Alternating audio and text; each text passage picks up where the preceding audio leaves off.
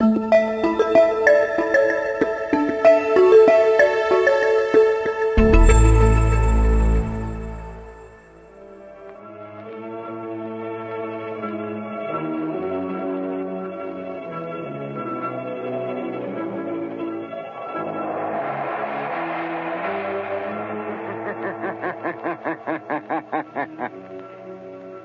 knows what evil lurks in the hearts of men? The shadow knows.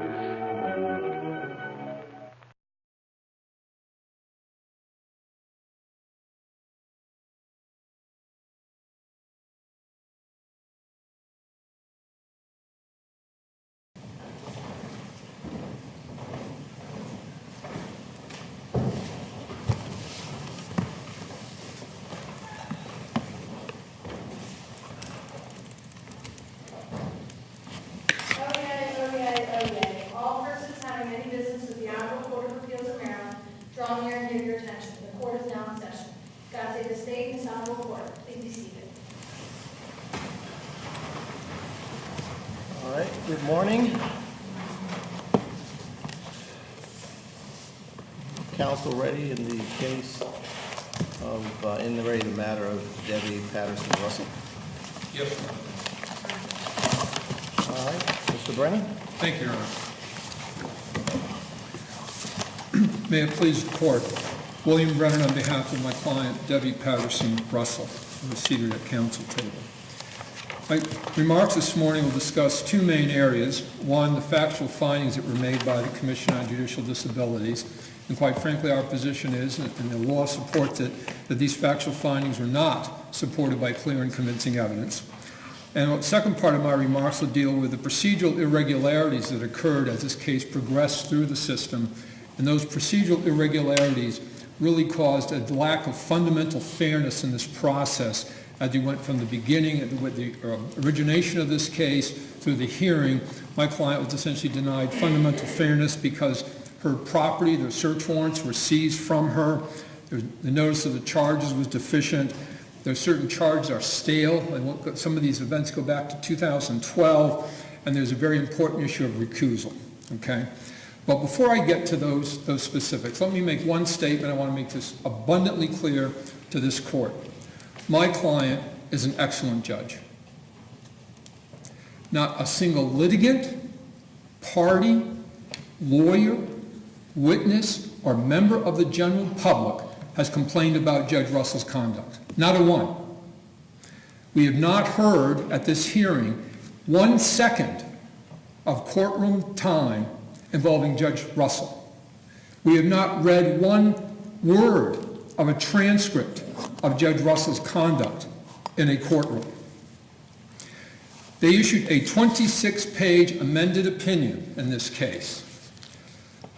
Now, one instance of Judge Russell using foul language or cursing, not one instance of Judge Russell making any comments of bias or prejudice based upon race, creed, color, religion, sexual orientation, not in this record. Judge Russell's not been charged with a crime. She's not accepted a gratuity or a bribe, ex parte communication. They say she didn't follow certain rules. Judge Russell's been transferred 8 times in her judicial career. She's accepted every transfer. Judge Russell has never refused a chambers assignment. Judge Lesser testified that one time Judge Russell complained about the location of her chambers, as did another judge. Judge Lesser said he met with Judge Russell and resolved it. She's always accepted her chamber assignments. She's never refused to hear a docket.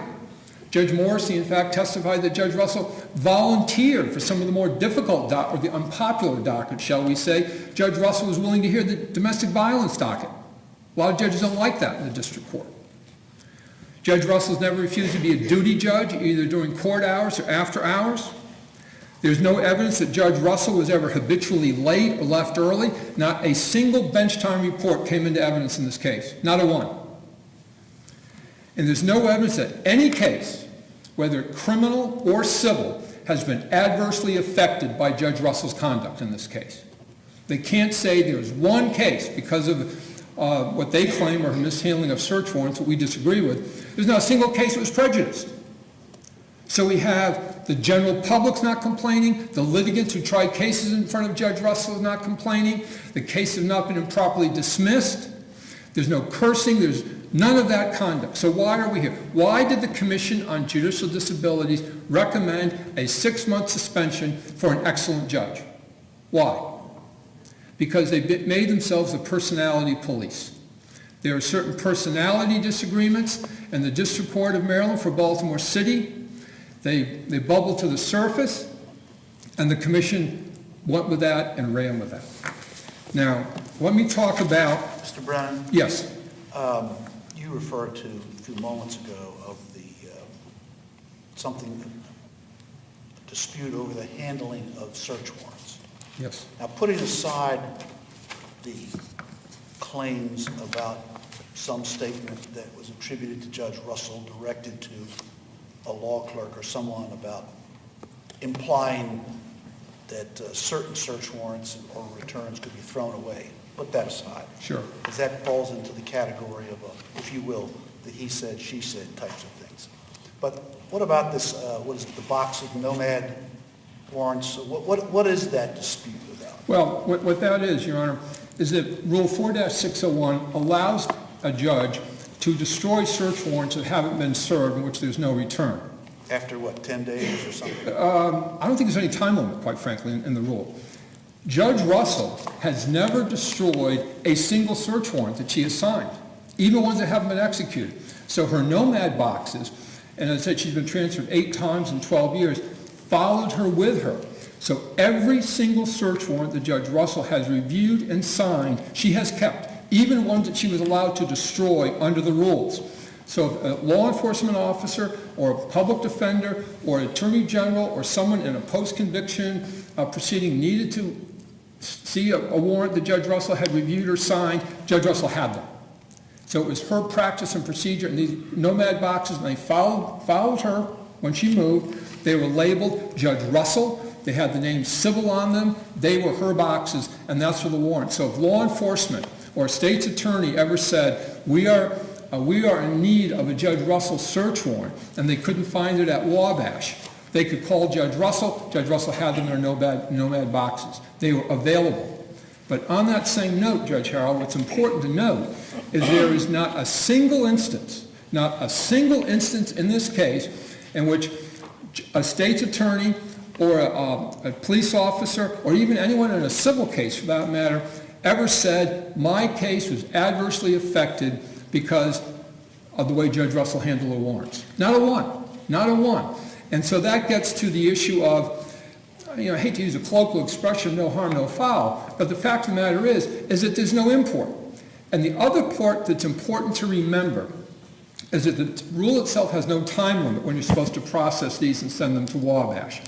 There is no evidence in this record, none, of what the policies and procedures are of the other 27 judges in the District Court for Baltimore City, or indeed what the policies and procedures are of the other District Court judges in the state of Maryland. Judge Waxman, I think, got on the stand and testified that her policy, I think, I'm going by memory, is to process them maybe every 6 months or so. But there's no evidence of how often the other judges do.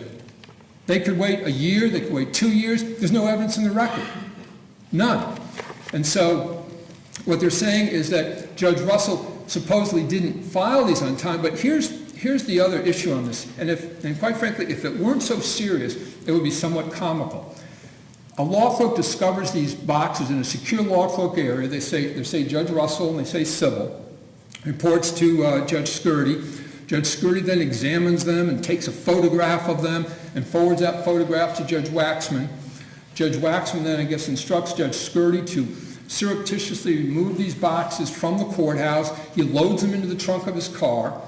Judge Waxman and then Judge Scurdy arranged to meet at the light rail station and exchange these boxes after hours.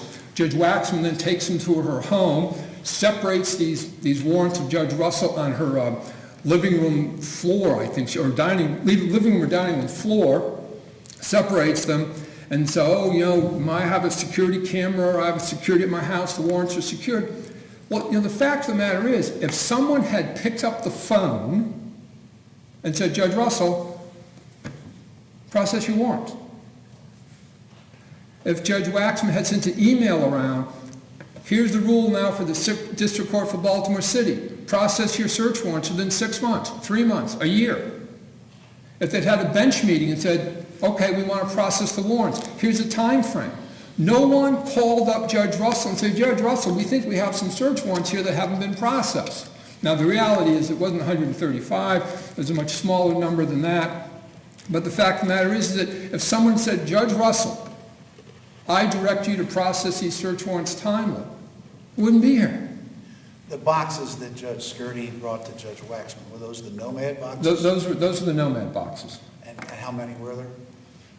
I think there were 4 boxes in total. 4 boxes in total, and they were, again, I'm repeating myself, all of Judge Russell's, from the time that Judge Russell was sworn in to be a judge, every single search warrant that she reviewed, she had. But they included executed warrants, not unexecuted warrants, which is what she said the Nomad boxes consisted of.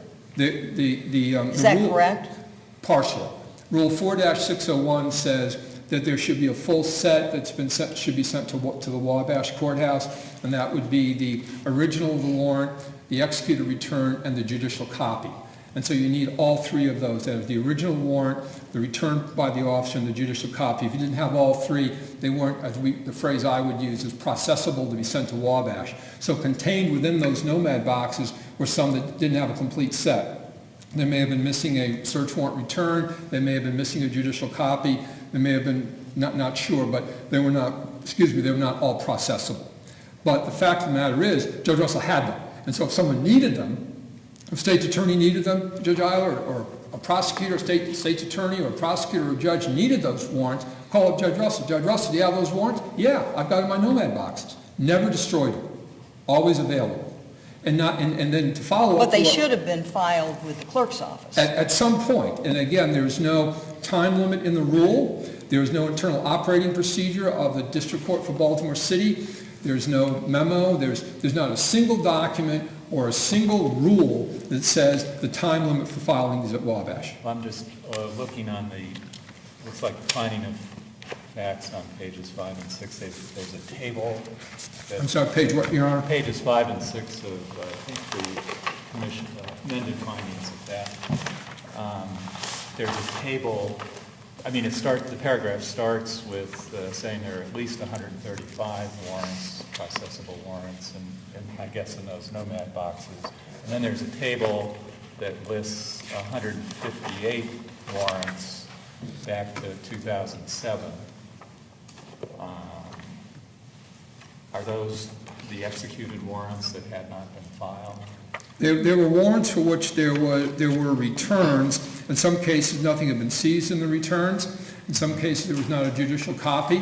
And frankly, the word is either processable or potentially processable. But there were clearly warrants that Judge Russell had. The testimony was that Judge Russell had directed an administrative clerk at the district court to process these and to send them on to Wabash. Judge Russell was then transferred from civil to Harborough. I lost a little bit track of where she was. But clearly there were warrants that Judge Russell had given to an administrative clerk for processing to be sent to Wabash. And those are part of the warrants that were surreptitiously removed by Judge Waxman. So there are warrants that she had given to court staff as appropriate to process and send over. But the suggestion that there were all Which these... means she thought that they were processable, they Yes. were executed Yes. and needed to be filed in the clerk's office. And they should have been processed. And I'm not going to say that Judge Russell is blaming an administrative clerk, but she got moved around. She delivered them to the administrative clerk for processing. It wasn't done. They were put in these boxes before Judge Russell was able to follow up on those, and those are the boxes that were surreptitiously removed. If someone had simply called and said, Judge Russell, you've got these warrants there that haven't been sent to Wabash, the response would have been simple. As Judge Russell testified, the response would have been very simple and straightforward. The response would have been, oh, I gave an administrative clerk to get them processed and sent to Wabash. I'm sorry, let me follow up on that. So there's never an intent by Judge Russell not to send these. Her intent was just the opposite, to send them down to Wabash. You say the warrants were surreptitiously removed. Where were they kept? They were in 4 boxes. The boxes had the name Russell on them, had the name Civil on them. They were in an internal office, secured behind locked doors, and I guess what's called I think the law clerk area of the civil courthouse. It wasn't the judge's chambers. It was not in the judge's chambers, that's correct. And who else has access to this room, as far as you know, from the record? From the record, I think the law clerks could come in and out of there, but it was not otherwise readily accessible to the public. It was back in the secure general chambers area of the courthouse. And you don't know how long they were left in that position? Well, the time, I have a timeline of when Judge Russell was transferred around. I mean, she was at, in 2000, maybe this will help you, Calvin. I'm sorry? In the commission's amended findings, the year dates back to 2007. What I'm trying to figure out, in these boxes, were there warrants that dated back to 2007? These boxes had warrants, yes, because Judge Russell was sworn in 2006, and they claim that there's one from 2007 that was processable. You know, we don't think there's a full set there. But there were a lot more 2007 warrants than you see on this list. There were hundreds of warrants. These are just the ones that the commission claims are so-called processable, which we disagree with. All of these, in 2007, 2008, there were many more warrants that Judge Russell had. There were warrants that weren't executed that were in these boxes. She kept all of her warrants, Judge. So it's not just these. I mean, she never destroyed any of her warrants. So but I think the point I think is that there have been no follow-up. There have been simply a directive saying, get the warrants done. Now let me talk about a little bit about, if I may, some of the procedural irregularities. I see I only have 5 minutes left. Judge Russell moved to suppress the seizure of her warrants. We filed a motion to suppress, cited case law, denied the next day without a hearing. Never had a chance to develop the record on that. Denied without a hearing. We complained about the notification of the inquiry board. Judge Russell has never been notified of a sworn complaint in this case by anyone. Judge Russell knew that the inquiry board was dealing with the issue of warrants. Her earlier counsel, Mr. Silverman, had sent a letter saying, well, we want to respond to the issue of warrants. The issue of this interaction, what I call the personality piece of it, was never brought to Judge Russell's attention that was ever before the inquiry board. Judge Russell never had an opportunity to respond to that portion of the case. And the first we knew about that was when the charges were actually preferred against Judge Russell. She objected in her response that was filed to those charges. She filed a writ of mandamus with this court objecting to that, and the procedural irregularity of Judge Russell never had the opportunity to address the fact that there was no sworn complaint in this case that she's ever been advised of, and she was never advised of these so-called personality disputes. And that's important because it goes to the issue of notice and goes to the issue of staleness. And staleness, I think under the new proposed rule, 18-421D talks about staleness.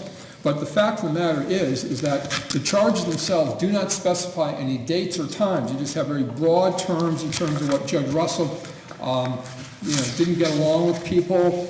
And so we objected in our proposed findings of fact and conclusions of law. For example, finding of fact G and finding of fact conclusion of law 5 dealt with issues in 2014.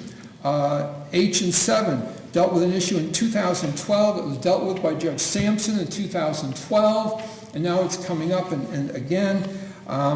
Finding of fact I and conclusion of law 8 occurred in 2013, dealt with by the judge in charge, Judge Shannon Avery, in 2013.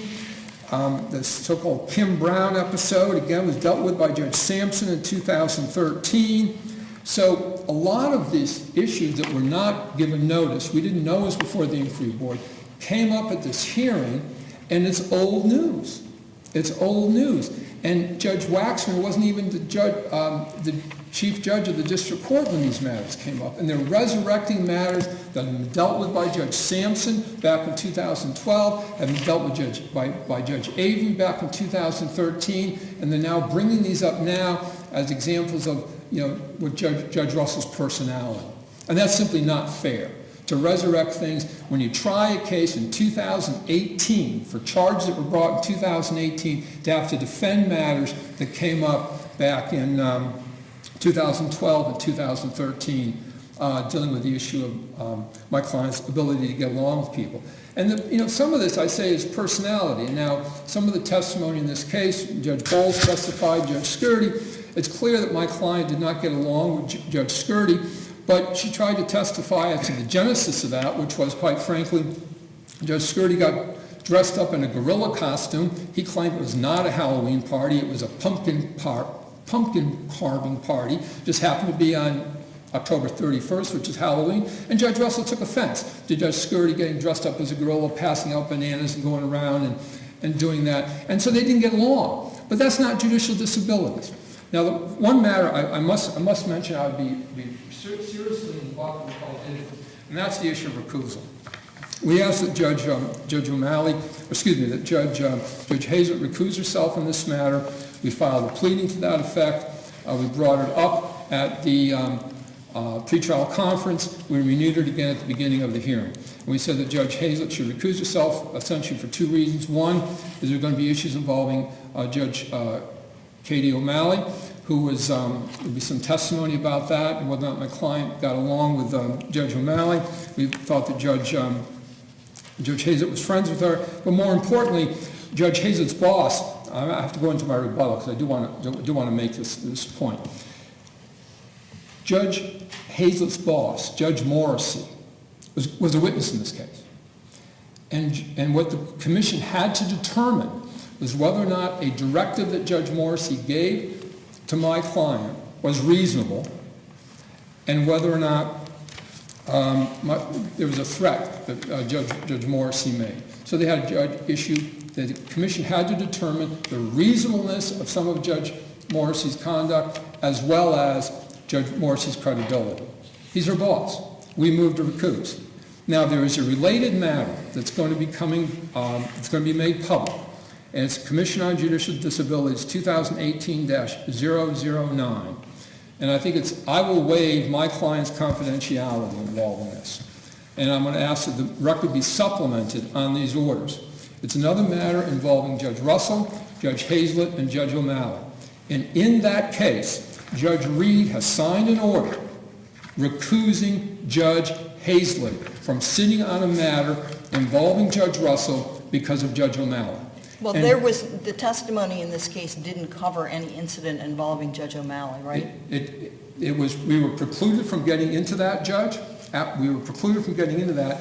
But part of the reason that Judge Russell feels that she's been ostracized at the district court in Baltimore City was because she willing to testify for an employee named Kim Sumner, and she was also brought to the attention of superiors the fact that Judge O'Malley had done something. And they said, well, no, that's not it. And Judge Russell firmly believes, and we tried to show, that part of the reason that she was somewhat ostracized by Judge Waxman and others, and in fact, Judge Waxman says, I imposed remedial sanctions against Judge Russell. Part of the reason was because of an incident involving Judge O'Malley in 2015. So it was part of this case. It's now a separate case. And in this separate case, and this is the point I want to make, the commission has decided Judge Hazlett can't sit on that, but guess what? Judge Reed and Judge Kershaw are now back in the case, and yet they recuse themselves in the underlying case. So the case that I tried, Judge Kershaw and Judge Reed said they can't sit. Now they're saying they can sit. It's the same client, and they're saying Judge Hazlett can't sit on the new one, but she could sit on the last one. Counsel, excuse me, but don't we have enough to deal with what's already in this case? You have enough to deal with, but I think it's illustrative. Then for us to get into something that wasn't argued below or decided below, I think it's better that we deal with what's before us. Well, I would respectfully say, Your Honor, this order that I have in hand, I'm asking to supplement the record, was dated January 18, 2019. Could not have been argued below, could not have been included in my pleadings. My pleadings were due December 31st. This order, I didn't receive this order. Stamped in at my office February 5, signed January 19. This other case in the pipeline that you're referring to, has there been public charges made yet? I'm told I'm going to accept service of public charges myself on behalf of my client. So in theory, you shouldn't even be talking about it because it's not a matter of public record.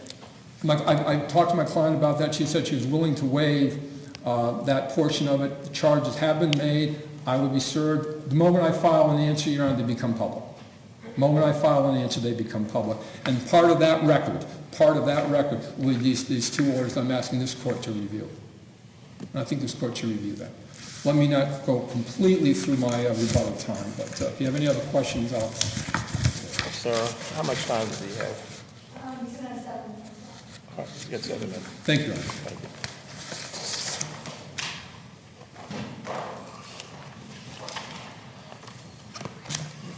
May it please the court. Good morning. I am Kendra Randall Jolivet on behalf of the Maryland Commission on Judicial Disabilities this morning. It is my pleasure and honor to appear before you today. I'll begin by citing Maryland Rule 18-100.4, which is the preamble to the Maryland Code of Judicial Conduct. Specifically, B states, judges should maintain the dignity of judicial office at all times and avoid both the impropriety and the appearance of impropriety in their professional and personal lives. They should aspire at all times to conduct that ensures the greatest possible public confidence in their independence, their impartiality, their integrity, and their competence. A judge should demonstrate the highest standards of personal and professional conduct at all times. Nothing in the exceptions filed by Judge Devy Patterson Russell indicates an acknowledgement of the high standards, personal accountability in failing to meet those standards, or a desire and willingness to adhere to those standards in the future. It is indeed troubling for Judge Russell, for the District Court for Baltimore City, for the Maryland Judiciary, and our citizens when a judge's response to concerns are, that happened before my reappointment, so it should not be considered. Ms. Jolivet? Yes, Your Honor. Mr. Brennan made a point that he said that this case did not originate as a sworn complaint. That's accurate? There was not a complaint filed by a complainant. How did it originate? It originated, apparently there were documents that were received from Judge Waxman. That's my understanding. Okay, so information from any source brought to the attention of investigative counsel, which is permitted under the rule. That's correct. Thank you. In addition, Judge Russell stated she's a stern taskmaster, that clerks have to be on their toes, that she's a problem solver as opposed to a process follower, and that she can get along with people who do their jobs competently. Another statement she made is there was no tape produced regarding an incident that occurred in a hallway. Judge Russell, on page 27 of her exceptions, she states the following, and I'm going to quote her. Hurt feelings, the silent treatment, the ending of friendships, being hard to get along with, and other interpersonal interactions between judges is not sanctionable conduct for which discipline should be imposed. Those descriptions by Judge Russell are the result of her sanctionable conduct. They are not sanctionable conduct themselves. What is sanctionable?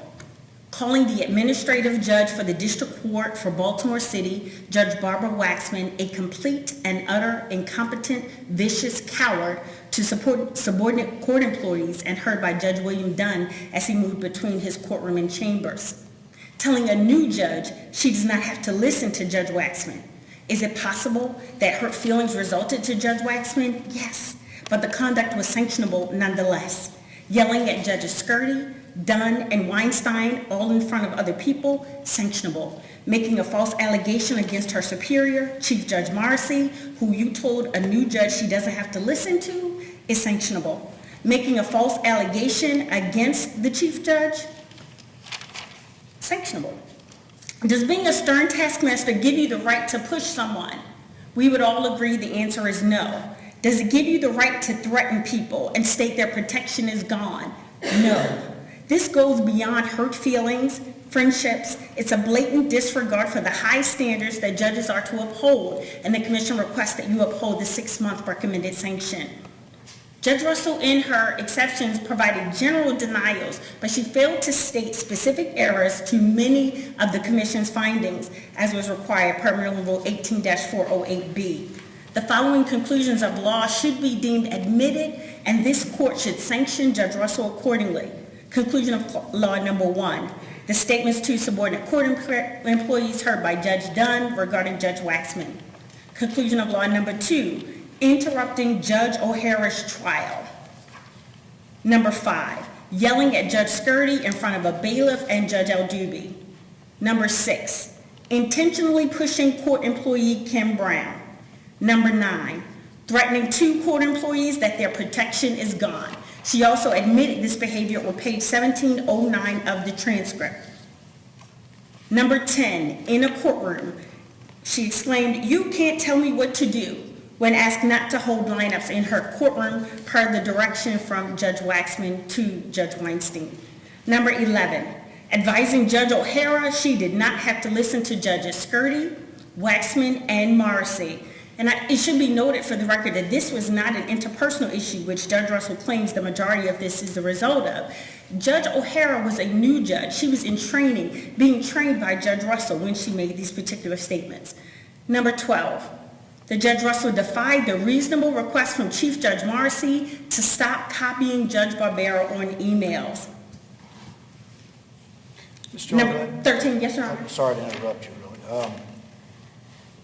The commission says in its order, Judge Russell undertakes such remedial measures as this court recommends to assist her and the District Court of Maryland for Baltimore City as Judge Russell returns to her duties. What does the commission have in mind? What they have in mind is that Judge Russell should engage in therapy. As recommended, she should engage in anger management, and there should be some sort of conciliatory process, such as mediation, that would assist the judges of the District Court of Maryland and Judge Russell as she transitions back to the District Court post-suspension. How would mediation work? How would it work? How would it, I would say someone outside of the, I would say work? an individual outside of the judiciary, someone, not a judge, in this particular circumstance, but someone that is able to meet with all the judges and discuss the concerns that have been, I guess, come forward or made public, and to come up with some ideas that they can all utilize to work through the issues. Thank you. Counsel, yes, Your Honor. what sanctions are available to this court? What sanctions are, the 6-month suspension is what the commission can recommend. What the court, that's the sanction, but we believe that the court. How about the payroll? I'm sorry, Your Honor. Is she Without without pay. sanction, without pay? Without pay. Without pay. Is there any other sanctions? That's the sanction, but this court, the Court of Appeals can, of course, impose additional conditions that the commission may or may not be able to, but we know the Court of Appeals can, and we would ask you to do that. I mean, couldn't this court impose a more onerous sanction than the commissioner is recommending if we get to that? Yes, Your Honor, and actually there are 2 jurisdictions in New York and Colorado that actually recently removed a judge, and one resigned in lieu of the removal in Colorado and New York. And those situations, I would submit, are less egregious than the conduct that was committed by Judge Russell in this case. So that to me says that the recommendation from the commission was reasonable. Counsel, Yes, you seem to suggest that demeanor constitutes sanctionable conduct. If that is true, how do we objectively measure that? Your Honor, I would say the conduct that Judge Russell violated, for instance, if we talk about 18-102.5B, which obliges judges to cooperate with judges and court officials, the examples that the commission provided in the amended findings demonstrate that she did not cooperate. If you go to 102.5C, which is abiding by the reasonable directives from judges with superior authority, I provided examples today, and they're in the findings, that she did not do that. 18102.8B is that the judges shall be dignified and courteous. A number of the comments and things that have been made have indicated that Judge Russell was not dignified and was not courteous. And if I would point the court also to the Landon case, there were a number of comments that were made there. A number of the findings by this court was that the judge in that case was not dignified and not courteous, and the court had 13 specific examples. And I would say there are at least as many examples in this particular findings that the court can use to substantiate the commission's findings. Ms. Jolivet, under Rule 18-102.8, which you've been talking about with regard to decorum and demeanor, Yes. Mr. Brennan has said there were personality conflicts and that the things cited in your findings, mostly between paragraphs 10 and 15, some of them raised voices, Yes. are more along the lines of personality conflicts than sanctionable conduct. Under 102.8B, where do you draw the line between a personality conflict and sanctionable conduct? Yelling at individuals in front of other people are not indicative of just a personality conflict. If two judges were to be in someone's particular chambers or someone's office and have a particular exchange or disagreement, that's fine. But when others are involved, when other court officials are involved, when other judges are involved, when other people are present, I believe that's when you draw the line. But there are also many other examples. Thus the line is that a judge cannot raise their voice at all? I wouldn't say no, that a judge can't raise their voice at all, but a judge has to be dignified and a judge has to be courteous. And in this instance, Judge Russell's behaviors were not dignified and not courteous in many instances. And let me just add and stress, Judge Russell threatened court employees by stating their protection is gone. That can't be considered dignified and courteous by any means. Number 14, yelling at Judge Weinstein in front of the court staff and Judge Aldubi, also sanctionable and not denied by Judge Russell. Number 13, publicly chastising Judge Dunn in front of lawyers, judges, and bailiffs as he entered the courthouse. Number 16, yelling to court employees and Judge Russell's husband that Chief Judge Morrissey threatened her in their meeting. It should be noted that that alleged threat was not mentioned or substantiated by Judge Russell, George Russell III, in his testimony on behalf of his wife. In Respondent's Exhibit number 5 is an email that Judge Russell sent to Judge Waxman, and she copied Judge Morrissey and Judge Barbera. She references the meeting with Judge Morrissey as a waste of Judge Morrissey's time, her husband's time, and hers. She makes no inference to being threatened at that meeting. As to recusal, the Maryland Constitution requires 3 members of the commission to be judges. Maryland Rule 18-402E defines a quorum as the presence of a majority of the members of the commission, provided that at least 1 judge, 1 lawyer, and 1 public member are present. After the recusals of Judge Michael Reed and Judge Robert Kershaw, the Honorable Susan Hazlett was the only judge of the commission left to hear Judge Russell's case. Her participation was necessary in order to meet the quorum requirement. Judge Hazlett fully considered the recusal requests and she denied them. There was no abuse of discretion with Judge Hazlett denying that particular motion. Judge Hazlett was an impartial member of the commission along with 6 other impartial members of the commission who submitted the amended findings to this court. And as stated in the commission's response to exceptions, there were no details provided by Judge Russell to substantiate prejudice, bias, or impartiality. And the commission submits that this is because Judge Russell received a fair hearing. Do you want to say anything about Mr. Brennan's argument this morning that we should somehow, I don't know what, take a judicial notice of an as yet unpublicly charged pending case that he argues has some bearing on this whole recusal thing? Your Honor, I would object to the addition of anything outside of the record, as that particular document that he's referring to was not even in existence at the time that this matter was heard. It is not necessary, it is not relevant for the current matter before the court. You have anything you want to say about the merits of that argument? The merits of the argument? Yeah, I mean, the incidents? I understand the logic that he's arguing is that yes. if Judge Hazlett was okay to sit on this case, but not okay to sit on the next case in the pipeline, and the two judges who recused themselves in this case are now okay to sit on this case. Is it all easily explained? It's easily explained because the incident that it's referred to, as Mr. Brennan stated, is one particular incident involving Judge O'Malley. Judge O'Malley and Judge Hazlett are friends. There's no dispute in that. But the issue with Judge O'Malley was not relevant to the matters that are before the court today. So, and the fact that Judges Reed and Kershaw are going to be on the separate case, and I wouldn't say coming back in because these are two separate cases, that they are coming into the current case is by necessity, which is there has to be at least one judge that has to hear a case. There are only 3 judges on the commission. Those 3 are Judges Reed, Kershaw, and Hazlett. Somebody has to sit in this particular case. And in this case, because Judge Hazlett has recused herself, because it involves her friend Judge O'Malley, Judge Reed and Judge Kershaw have to sit. It's a necessity. I haven't done any research at this point on how far the rule of necessity goes.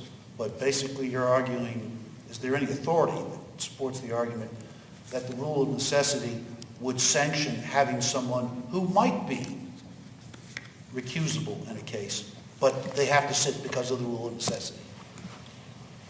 Your Honor, I would say what we've cited in, or Judge Hazlett cited in the denial of the motion to recuse, it mentions that we go into case law with regard to necessity. And so I would just refer the court to that particular document, but agree, we may have to do some additional research. But generally, the concept of necessity was discussed at pretty much at length in the denial of the motion to recuse. So let's just explore for a few more minutes. Sure. This notion of the rule of necessity. So if Judge Hazlett also had recused in this case, clearly you couldn't go forward with any further proceedings. Could the case be stayed until that could be remedied? Well, according to the rules, the judge is entitled to a prompt hearing on the charges. And if there were to be a stay, Judge Russell would not have been entitled to or have received a prompt hearing, which he's entitled to. She didn't allege that she was denied or would be denied if Judge Hazlett had recused herself. But there was no reason for Judge Hazlett to recuse herself. The issue with Judge Malley was a separate complaint, a separate case, and there was no need for Judge Hazlett to recuse herself. She was an impartial judge. She had no need to disqualify herself per the rules and per the Code of Judicial Conduct. She participated as an impartial member, and there were no allegations from Judge Russell that she was biased or impartial or unfair to her. Judge Russell received a fair hearing, and I would just point you to the White 2 matter. What this court found is that Judge White, and I would say the same is true for Judge Russell. Judge Russell had the sufficient opportunity before charges to defend against misconduct, the allegations. She took advantage of and filed extensive written objections. She had filed a motion to dismiss. There was a hearing, and there was a full-fledged defense on the merits. Judge Russell received a fair proceeding before the commission. Any due process that she was entitled to, she was given. If you were to look at and for her to allege that she did not have the opportunities to respond, Judge Russell, in response to the notice of the complaint, sent 5 long, extensive responses to the commission. And the last one is actually an exhibit, and it's dated August 3, 2017, and it's 5 pages where she acknowledges that she filed 4 other previous responses, and she stated that she had received copies of documents that had been provided to her by investigative counsel. For her to insinuate or allege that she did not receive proper opportunities of the investigation of the complaints against her are fully unwarranted. And I find it hard to believe that the judge would make such an argument. In addition, to say that she did not have the opportunity to object to a board report when she was given an extension, normally it would have been 15 days, she was given an extension of 30 days, which gave her 45 days to answer the board report or file objections. She did so through her prior counsel, and now to allege that she didn't have the opportunity to do it is just beyond comprehension that the judge could make such an argument. I'd like to move on to the warrants. Article 4, Section 4B1 of the Maryland Constitution gives the commission the power to investigate complaints, compel the production of evidence, and many other powers. Investigative counsel for the commission was well within its authority to compel and receive all of the warrant information for its investigation into potential sanctionable conduct by Judge Russell. Maryland Rule 4-601 lays out the process for handling search warrants. An applicant provides 3 copies of the application, the supporting affidavit, and the proposed search warrant for a judge's signature. A judge who signs and issues the search warrant retains a copy of the application, the affidavit, and the warrant until the warrant is returned, either executed or unexecuted. An executed warrant requires the applicant to provide the search warrant return with details of the execution, such as the date and time, and a list of all inventory recovered. 4-601H only allows the destruction of unexecuted warrants. Executed warrants can never be destroyed, as they may be necessary for judicial proceedings. 4-601D2 states, upon return of the executed warrant, the judge shall comply with Section G. So what that says to me, and although it doesn't have a time limit, upon return says once you receive it, once you receive the information, you are to provide it to the clerk. And I believe Mr. Brennan is in error when he says they could have just gone to Judge Russell to ask her, the state's attorney's office. That's incorrect. They go to the clerk because the executed warrants are to be filed with the clerk. And the state's attorney that may have needed that information would go to the clerk, not to Judge Russell. That's not what the rule requires. The rule doesn't say go to a judge. It says go to the clerk where they should have been filed. So Mr. Brennan is in error. And I would say that some of these warrants, again, as the court noted today, go back to 2007.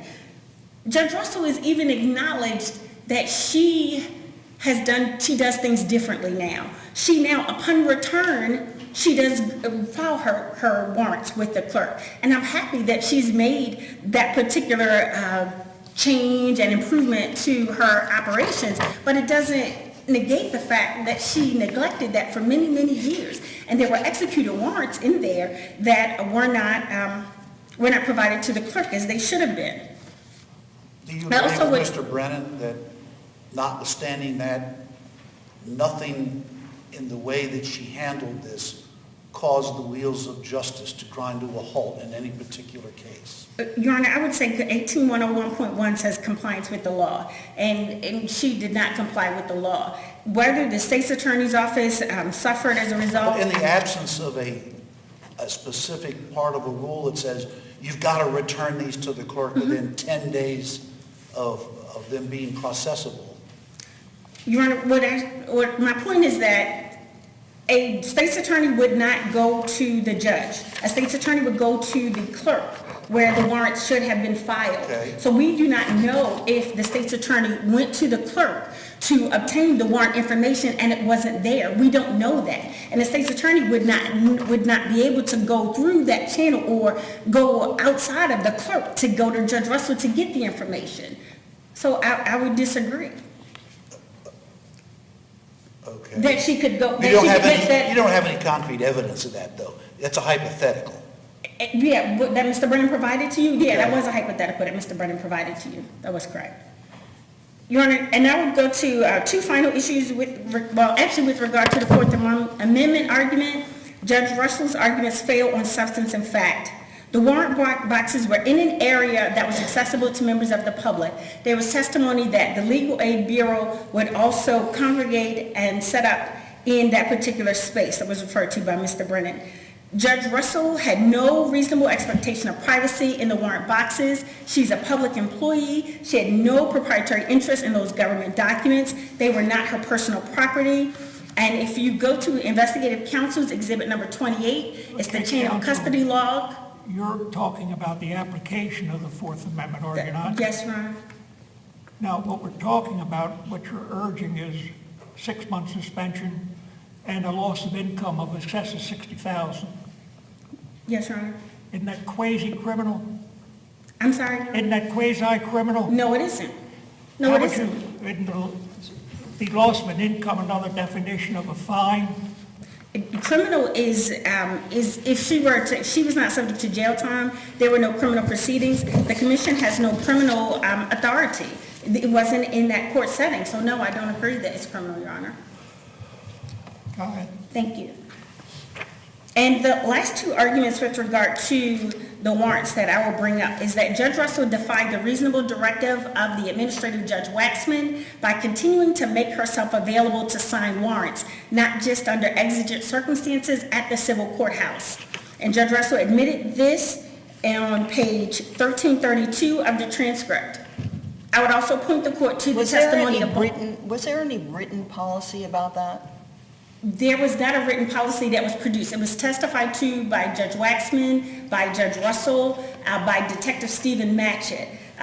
Detective Matchett even says his is on pages 1093 to 1096, and that other judges would abide by this policy. Well, from what Judge Waxman testified, it sounded as if the policy was that the officers were to go to other courthouses unless there was an emergency. That's correct. But if they did go to the downtown courthouse, to the civil courthouse, it was up to the judge to decide whether to review the warrant application.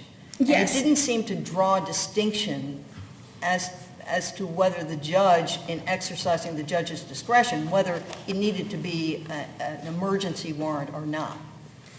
Your Honor, I would go to the Judge Russell's own testimony where she acknowledges the policy.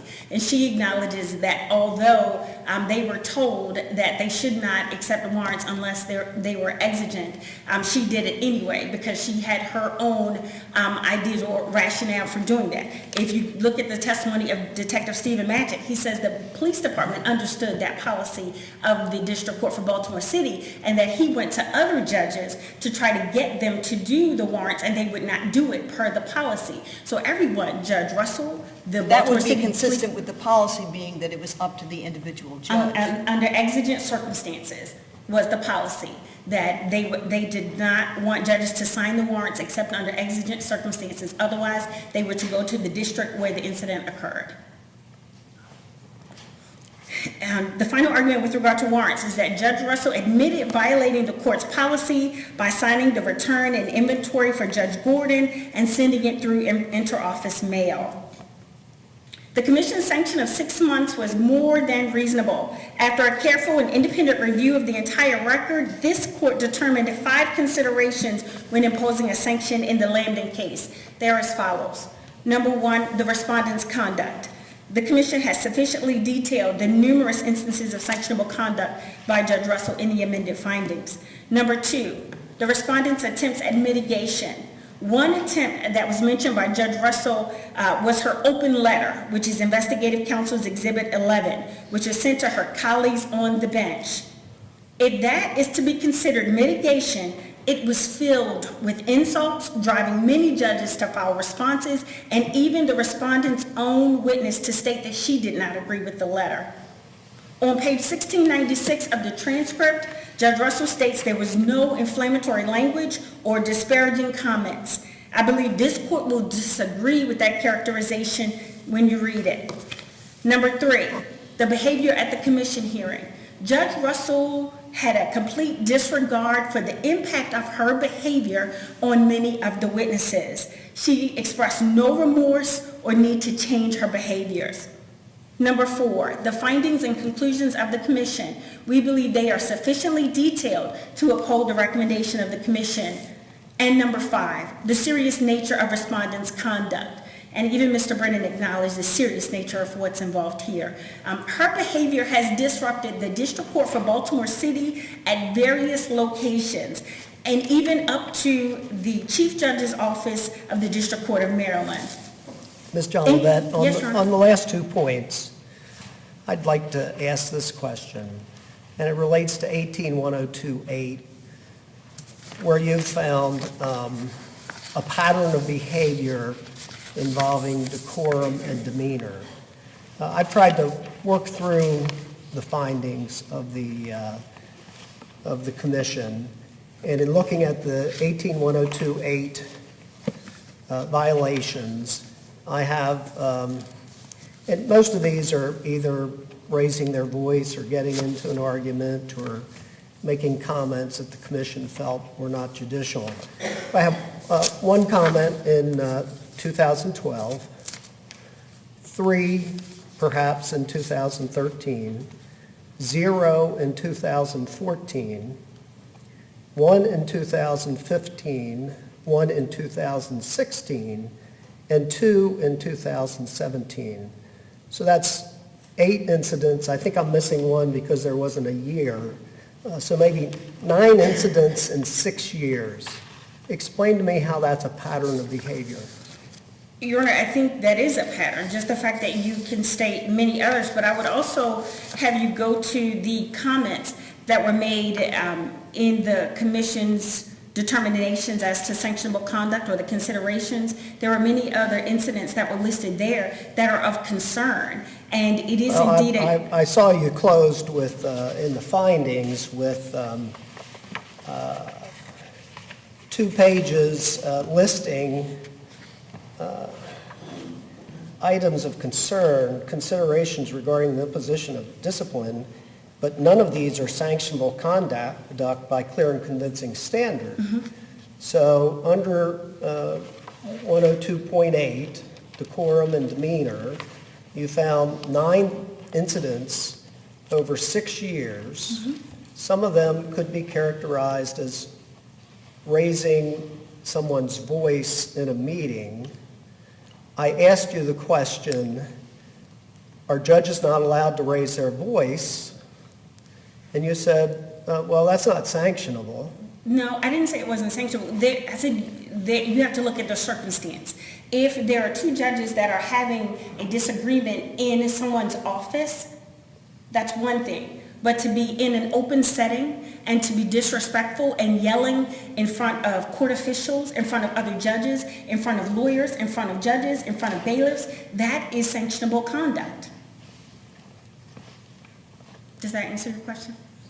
I guess so. Thank you. Okay. So in conclusion, I would state that when imposing a suspension against Judge Lambden, this court found that, quote, conduct reminiscent of the playground bully of our childhood is improper and unnecessary. The commission requests this court similarly find Judge Russell's bullying actions in various matters were improper, unnecessary, and deserving of the recommended 6-month suspension without pay. Bullying, threats, false accusations, and pushing a court employee are not indicative of the high standards our judges are held to and should not be tolerated by this court. I thank you for your consideration of this important matter.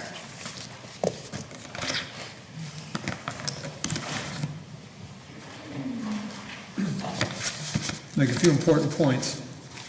Judge Lambden case, Judge Reese case, and Judge White case all involve conduct in a courtroom. Judge Lambden's comments that the commission and the court found to be improper occurred against defendants, against parties in open court. As I said in my opening comments, there is not a single second of courtroom conduct involving Judge Russell. There's not a single transcript of courtroom conduct involving Judge Russell. The commission has dealt with, as Judge Getty, as you asked, I think 9 times over 6 years where there was raising of voices. And to talk about what Judge Houghton's question is, you know, where's demeanor? So you go through the findings and you see on page 7, Judge Russell was loud. Page 8, the respondent was angry. All 3 raised their voices. Raised their voices. They found on J, sanctionable conduct, raising your voice in chambers. M, involving a lunch that my client had with Judge O'Hara. What judges talked about at lunch now is sanctionable conduct. It didn't involve a lawyer. It didn't involve the public. It didn't involve a party. 2 judges go to lunch and one doesn't like what she hears and now says that's sanctionable conduct? That's part M. They found sanctionable conduct that my client forwarded emails up the chain. She would send an email to Judge Waxman, CC Judge Morrissey, in some cases CC Judge Barbera, keeping the chain of command advised of what was going on, and the commission found that to be sanctionable conduct, allowing your superiors to be, they don't have to read the email, but she's not hiding anything. My client is forwarding on emails up the chain, and they said that's sanctionable conduct. She shouldn't keep the chain of command advised what's going on. That's outrageous. Any indication that people in the chain of command don't want to know this? Judge, I think the testimony was that Judge Morrissey told her not to do that, to send it to Judge Barbera. I mean, if I were chief judge, I don't want to hear every nitpicking thing that goes on in the bowels of every court in this state. You may not want to. You can hit delete, not read it, but I would suggest that's not sanctionable conduct, Judge. What about, there's a theme in this case about characterizing Judge Russell as the reason why the district court sitting in Baltimore City is a very tension-infused and roiled operation. I would disagree with that. There are number of judges said there were cliques in the district court for Baltimore City. Some judges get along fine with Judge Russell. There's no tension there. The bailiffs, when Judge Russell at one point was transferred from one courthouse to the other, the bailiffs wanted to hold a party for Judge Russell when she was leaving. The bailiffs love her. There are a number of courtroom clerks that think very highly of Judge Russell. The two episodes where Judge Russell, I guess lack of a better word, got into it with some of the courtroom clerks, changes were made. One, a domestic violence victim was about to leave the courthouse. Judge Russell wouldn't let that victim leave until she had her day in court, wanted to find out where the file was. Why wasn't the file in the courtroom? Judge Russell said, get that file up here. Was a little upset that the file wasn't there. Wanted this woman to have her day in court. The district court made changes as a result of what Judge Russell did that day. There was an early resolution court up at North Avenue. Judge Russell was upset that she had regular motions on the day she was supposed to resolve the criminal cases, raised her voice with respect to a clerk. Guess what happened? The clerk's office made changes. They no longer put civil motions in when the judges got early resolution court. So those episodes were dealt with a long time ago. They were dealt with appropriately, and the court made improvements on that. But let me go back, if I may, as I say, but Lambton, Reese, and White, I think I said were all conduct in the courtroom. But there were many people, judges in the District Court of Baltimore City that think highly of Judge Russell. Bailiffs wanted to have a party. Courtroom clerks, many of whom, there's one, Jean Thompson. It's a case where, I'll take a moment to tell you about this. Very experienced clerk. She's been a clerk for years with the District Court of Baltimore City. She viewed her, and I wish we had a video of this because it was somewhat priceless. She viewed her role to somewhat train the new judges. And when a new judge in Baltimore City would do something that Judge Jean Thompson didn't think was what way that should have been done in terms of the policies and procedures, Ms. Thompson said, mm-hmm.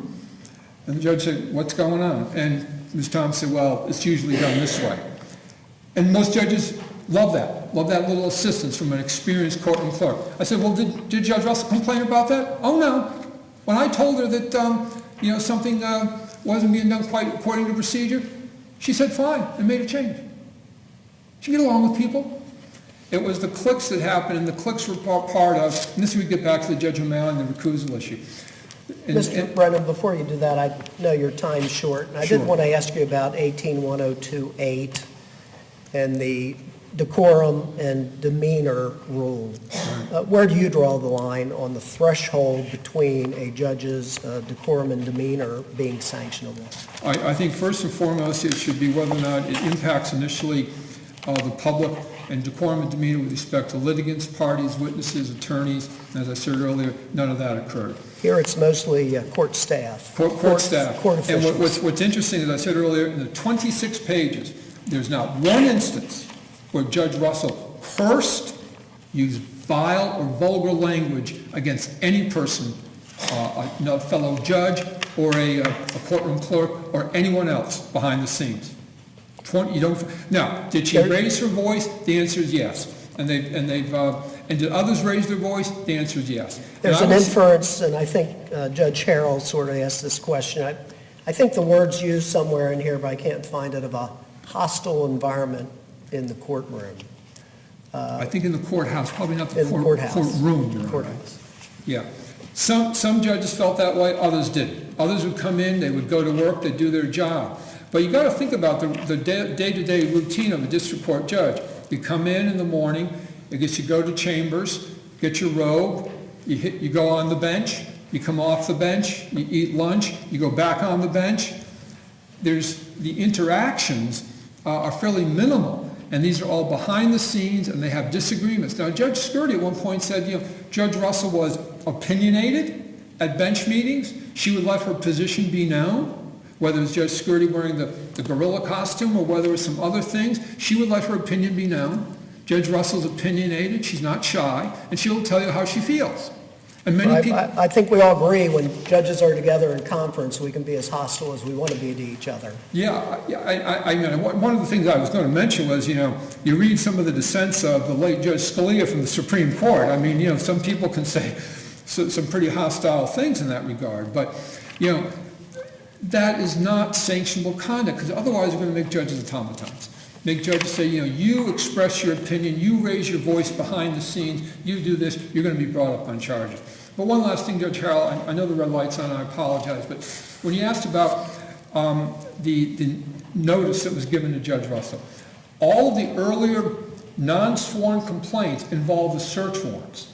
Judge Russell was never given notice of any of this information involving this demeanor and the conduct, and that's the complaint in terms of the inquiry board. That was never given notice. So when Mr. Silverman, on behalf of Judge Russell, filed the response to the inquiry board, he didn't know we were responding to the issue of demeanor. It was never brought to Judge Russell's attention, and then it comes for the first time in the charges. But Judge O'Malley's, you go back to this point, is that Judge O'Malley and the matter involving Kim Sumner materialized in... I'm sorry, counsel. I'm up. Thank you. I would ask that certainly not impose 6 months. Thank counsel for both sides. The court is adjourned. All rise.